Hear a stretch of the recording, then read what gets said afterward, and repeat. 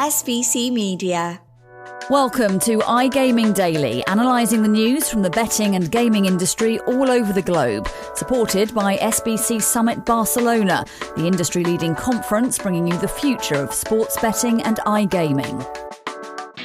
SBC Summit Barcelona is where you can experience the entire global industry coverage under one roof. Join 10,000 industry professionals for 3 days of game-changing conversation and education.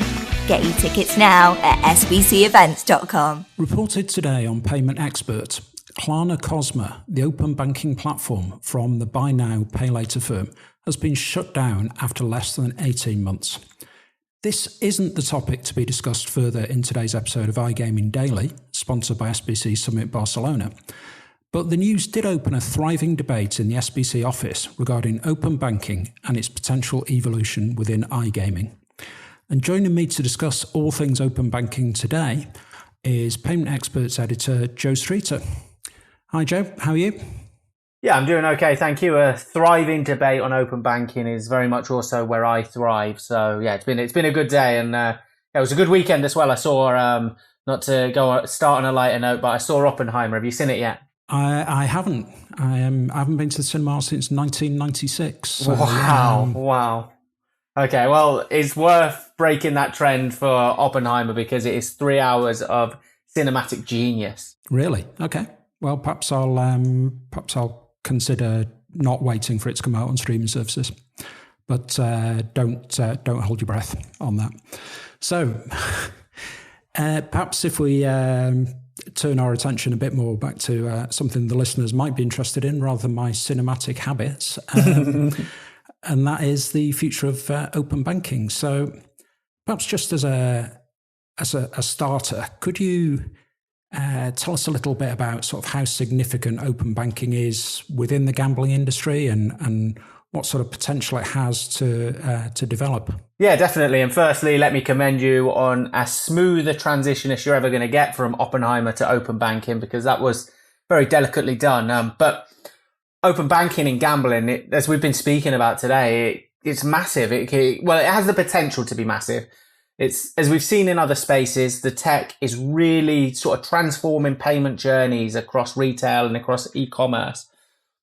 Now, that doesn't necessarily mean it's going to easily transition into iGaming, but largely we've seen that the best principles from e-commerce payments can be taken into gambling payments.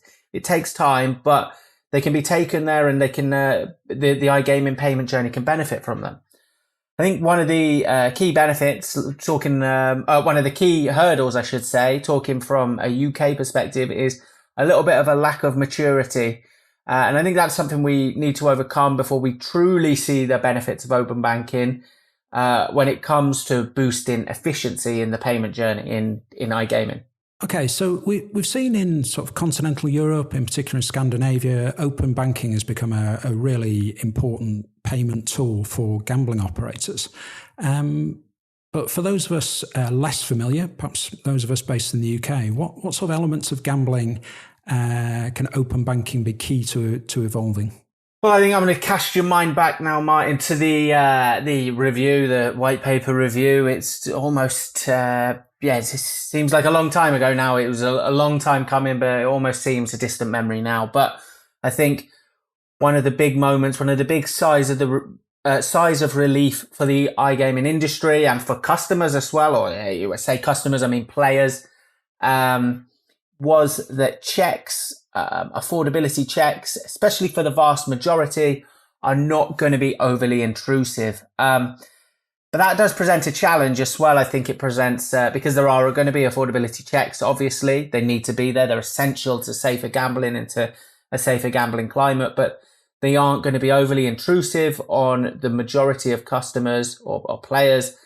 So that's where open banking tech can come into force. I think, as you mentioned, Scandinavia, we've seen it break down barriers in terms of KYC and really break down barriers in terms of access to data, and it can enable operators to build a better picture of what a customer's, keep using that term customers, what a player's financial picture, financial background looks like without getting them to post their bank statements or show pictures of their bank statements or, their wage slips, that type of stuff that is going to just lead to hesitation from players. And it's going to, it is intrusive, isn't it? It's not nice to do. It's not nice to ask somebody to do. I've been on both sides of that coin. Having worked in retail betting and having been a casino player, it's not a great thing to be part of. But with open banking, that journey, that process is far smoother, I think, or it can be far smoother if we really tap into it. The other one, which I think more operators are tapping into now, is withdrawal times. I think open banking can be crucial with withdrawal times. Gone are the days where you won your bets on a Saturday or you lost them. If you were me largely on a Saturday, you lost them anyway. And then you had to wait till Wednesday to get your money back. You had 3 to 5 working days. You all remember the 3 to 5 working days, right? And that was a nightmare. But now it's an instant process. It's beautiful. It's a great thing, and it really does just improve the online experience so much. Yeah, well, that's interesting. When I'm old enough that when I had my first win on online betting, a company based, I can't remember where it was now, it's like Bermuda or the Cayman Islands or something, sent me a check. It took over a month for the check to arrive with my winnings. So wow. Can you remember what the bet was? Yes, I bet on the Northeast Premier League market for Newcastle to finish above Middlesbrough and Sunderland, which they hadn't done in the previous season. So I got a really nice win there. Yeah, nice. So, I can tell how long that was ago because Newcastle, Middlesbrough, and Sunderland all in the top flight seems like an alien prospect now. Yeah, I mean, people think I'm making it up when I say Middlesbrough were a top flight team. They really were for quite a long time. I remember my first massive win was it was a little bit treacherous, and I was never truly forgiven for it from my Man United supporting dad. But it was the year City. This is my first big win. I remember was when City won the title. I had Sheffield Wednesday to get promoted, Shrewsbury to win the league, Reading to get promoted, and Man City to win the league. And that was made at the start of the season. I had £4 on it, 250 to 1, and I was only 18. And winning £1 grand, I was the richest kid in college. It was a great time for me. Wow. Well, that is an impressive foresight there. Sorry, just going back to your previous answer, actually, the other bit that is really interesting about affordability. I interviewed somebody from one of the big UK operators yesterday, and we were talking about safer gambling largely. And he told me, all our safer gambling interventions are really positively received from players. They act on them really well, apart from when you ask them affordability questions. And he said the best word to describe the response of players to intrusive affordability checks is they get angry. And quite often they also, there's a risk of losing that player is really high then because they've become angry with the system. So anything that avoids that while still maintaining that kind of player safety level around the affordability issues is going to be really valuable once we get that up and running properly in the UK, I think. Yeah, definitely. I think one of the key things with open banking is those checks can go on in the background and they can go largely unnoticed by the players. And I think that was something that was pointed out in the review as well. That's how they want the checks to take place. I think that's a really positive thing in terms of customer retention, as you mentioned. So perhaps turning our attention away from fondly remembered bets, winning bets of yesteryear. And obviously the reason that both you and I remember those so fondly is we've not had many of them in the intervening period, sadly, which is why we're both working at SBC and writing stories about this stuff and recording podcasts and so on. But what I'd like to focus on away from that is perhaps the some of the more technical aspects of the regulation and so on. There's a lot of chatter at the moment about PSD3. So I wonder if you could just tell our listeners where we're up to with this and what you've learned about the possible regulation so far. Well, already, Martin, I'm optimistic, because if you're hearing a lot of chatter about PSD3, that means you're mixing in the right circles, because I do think we need to be prepared for this.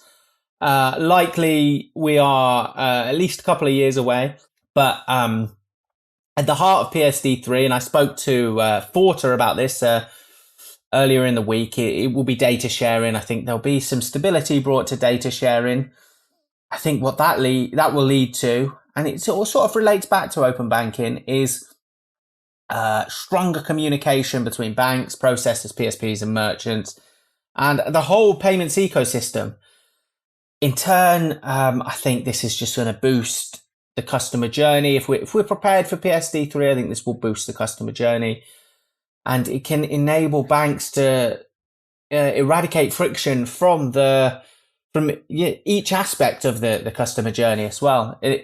Even sort of getting rid of those false declines that are so annoying for consumers. Sure. And you think, 2025 really, the timescale for this coming in? Maybe 2026, early 2026. So I think you're probably, I think 2026. So yeah, by that time, I think your beloved Newcastle will have won a Premier League, and 2026, I'm saying my Man United team will be in the Championship. Excellent. Well, let's hope at least one of those predictions comes true. So,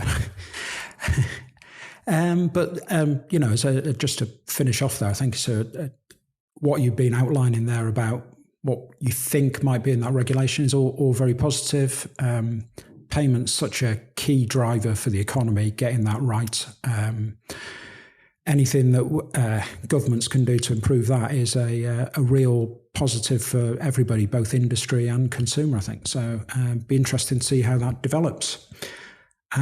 So while I've got you, Joe, and just to finish off, can you tell us what else has been sort of happening news-wise on Payment Expert, and also on the other site you edit, Insider Sport?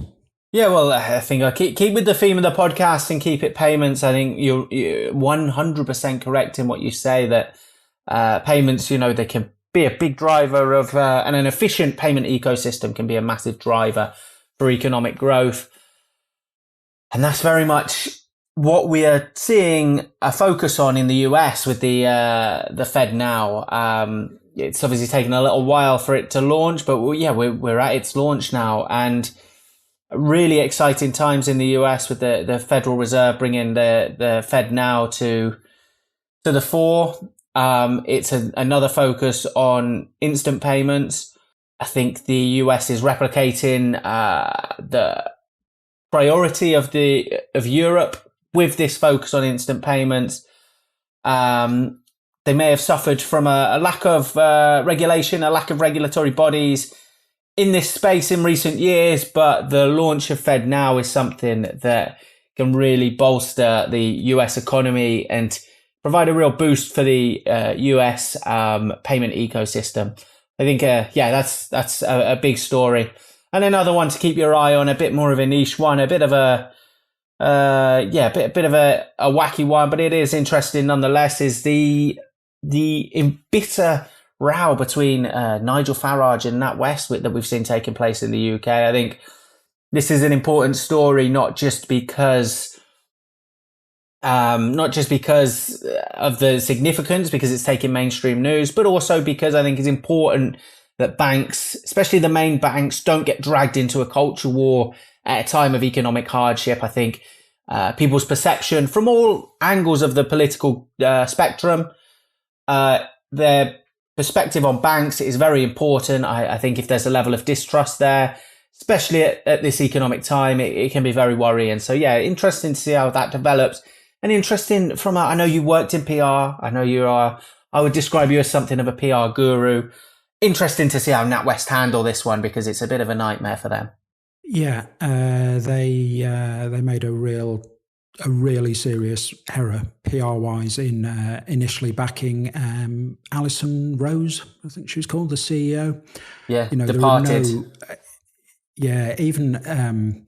even as a journalist who likes it when people come to me with off-the-record stories and so on, there's no justification for the CEO of a bank sharing sort of personal information about a customer and because we were able to glean something about Nigel Farage's financial position from what was said there.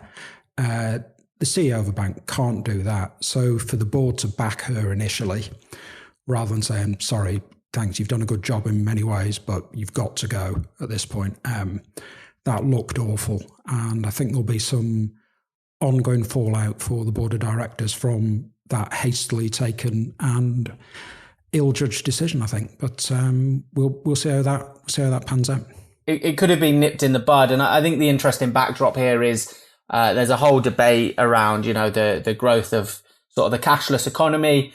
There is an element of the public, the banking consumers that don't really trust the cashless economy, and I think they're going to be, I don't want to call it conspiracy theories. Their perspective is going to be further fueled by this incident and by this lack of trust that's grown off the back of this decision. But yeah, I 100% agree. It could have been nipped in the bud early with that decision. Yeah. And I hope it raises a slightly broader point than because the Farage incident, and Coots, you're almost looking at people who've got plenty of cash. They don't have to worry about it. There's a lot of people who struggle to get access to banking services at the bottom end of the financial table. So I'm hoping it'll open up a bit more of a debate about that and how we make sure people who are the most vulnerable financially have access to proper banking, cash when they need it, and all these things which make day-to-day life a lot easier for people. So hopefully, fingers crossed, that will be one outcome of what's been a fairly unedifying spectacle so far. Yeah, I couldn't agree more on branch closures. The trend of branch closures during a tough economic climate is extremely worrying, and a really important point that you raised there. Okay, well, thanks for joining me today, Joe, and walking us through open banking. If you're out there, you want to listening to us today, you want some more information about the future of open banking and developments in the payment sector in general, we've left some links in the description, podcast description below, and also you can just log on to paymentexpert.com. And while we're at it, I'll do the normal end of podcast begging. Please follow us on LinkedIn, because that's the easiest way to stay up to date with the latest episodes of iGaming Daily.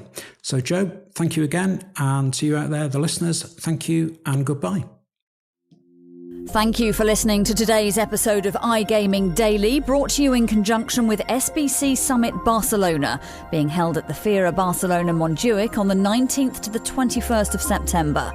If you want to find out more about some of the subjects raised today, feel free to explore any of the sites in the SBC News Network, or check out the latest edition of the SBC Leaders magazine. Happy reading.